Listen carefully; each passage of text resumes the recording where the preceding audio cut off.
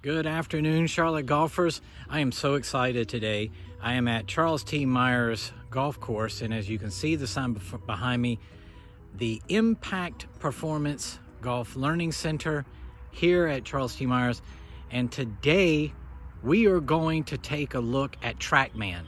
If you've any experience watching the PGA Tour or any of the top instructors, they use Trackman a lot.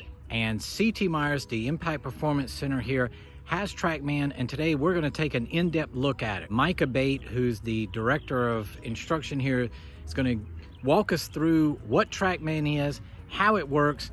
We're going to watch a friend of mine hit some golf balls. We're going to video the whole thing, and I am inviting you to come along. Here's the Trackman. This is what works all the magic, and I'm here with Micah Bate. Mike, why don't you tell everybody just a little bit about yourself? What do you do here at the Impact Performance Learning Center? Yes, my name is Micah Bate. I'm a PGA professional and director of instruction here at the Impact Performance Golf Learning Center at Charles T. Myers Golf Club. I do all the instruction here. We have an indoor facility where we use cameras for video, and we also have a Trackman launch monitor to get club and ball data, which allows us to help and see how the student learns. Perfect. Plays. And that's what we're going to do today, Trackman. We also have our guinea pig. Say hey, Matt. Hey. So Matt's going to be hitting 15,000 golf shots today, and we're going to take a look at the data.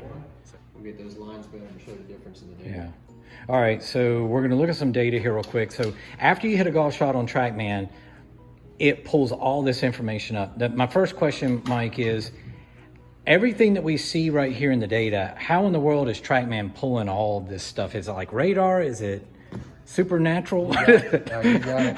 This is our Trackman unit. It has a dual radar, which means it has two eyes, and it follows the golf ball all the way until it lands.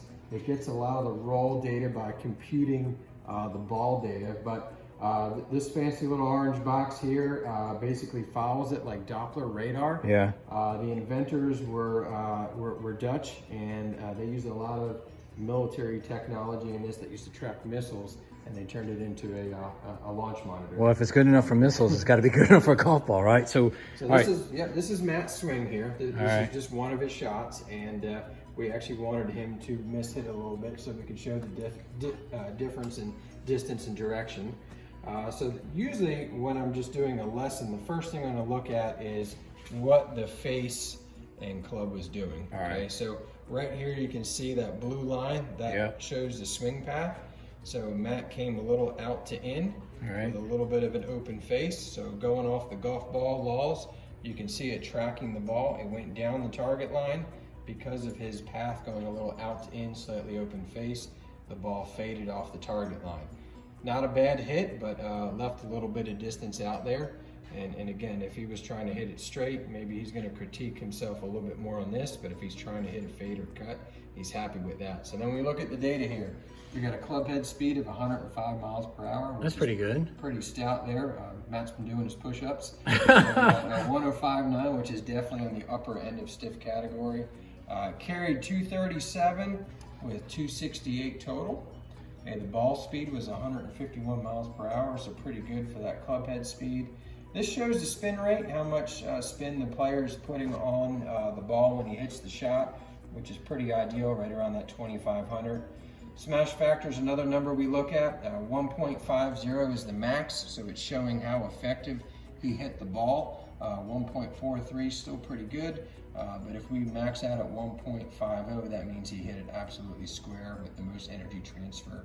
If you get more than 1.5, it probably means that either the golf ball or club is illegal, but 1.5 is the max. Think of it like a trampoline. Yeah.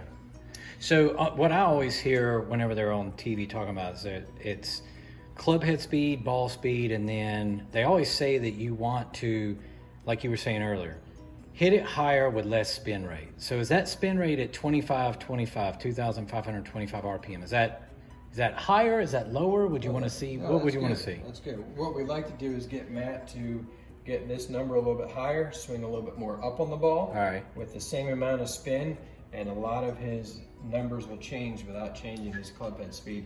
So if you look at angle of attack, it's negative. Yeah. With the driver, we would probably want that somewhere between 0 and +3. Yeah. And that will give him more dynamic loft. He'll launch the ball higher and further with the same amount of club head speed, even if the face is just a little bit open. How accurate is it? Very accurate, very accurate. And this is the same thing the tour players use. If you look on any given week on the PGA Tour, you're going to see all the players in the driving range. They're all going to have these little orange boxes behind them. Most notable, you have Bryson DeChambeau using them. Again, there's a long list of players. Yep. Yeah. Long list of players that use them, but it's really good data. It's very similar to GC Quad and some of the others. Yeah. They all do the same thing. So if we got Matt to swing more up on the ball, maybe that will get him from coming across the ball. Yeah. So we get that blue line to match. We'll get a little straighter face angle, more dynamic loft with the same spin. Ball will go further. Holy cow. Let's watch Matt hit another shot.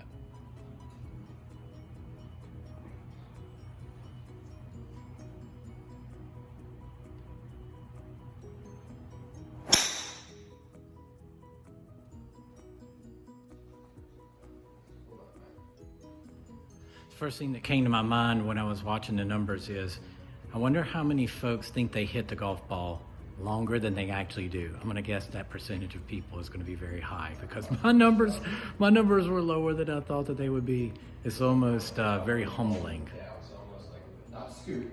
Okay, I feel like you're going to launch it high. So if I put 3 golf balls here, I'm going to feel like that's your angle of attack. Okay.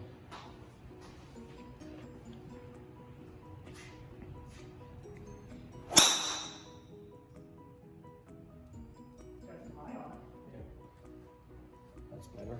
Improve his angle of attack. Oh yeah. Okay. That number right there. Yeah. So what happened is his club head speed was about the same. Yeah.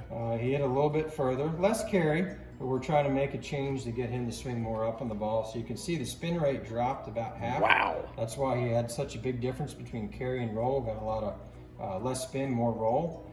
Smash factor was about the same, but angle of attack changed by about 4 degrees, gave him more dynamic loft. Little closed club face. Blue line's a little bit closer, but again, trying to get him more up on the ball. We went from dumping it right to drawing it left. But again, he dropped his spin rate, increased his launch, and got more distance. This is insane, the amount of information this thing gives. What do you guys charge for like an hour-long session on Trackman? Yeah, we have different packages, but the starting lesson is $75 for the hour. Oh, that's pretty including nice. the Trackman services, but we have some package deals. You can even come in here if you just want to do a club fitting. Yeah. Maybe you just want to run some numbers on the Trackman and do a club fitting. Some of those packages start at $60 for the hour. You can even come in here in the off season if you wanted to rent out the bay and work on the Trackman. We can also do things like skills challenge games on here. We have golf courses where you can do simulation, play different courses like Quail Hollow. Oh, that's pretty cool. I didn't know that it did that. Yeah.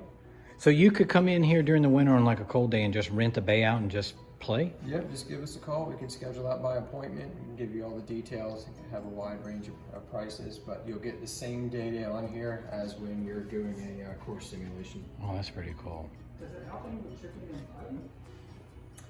That's a What'd you ask, Matt? Does it help any with chipping Yeah. and putting? yeah, that's a short question, long answer. Yes, it does.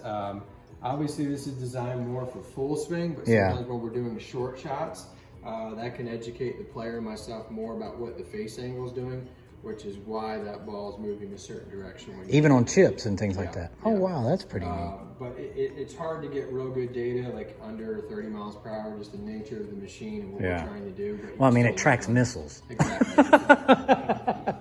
Putting can be done too.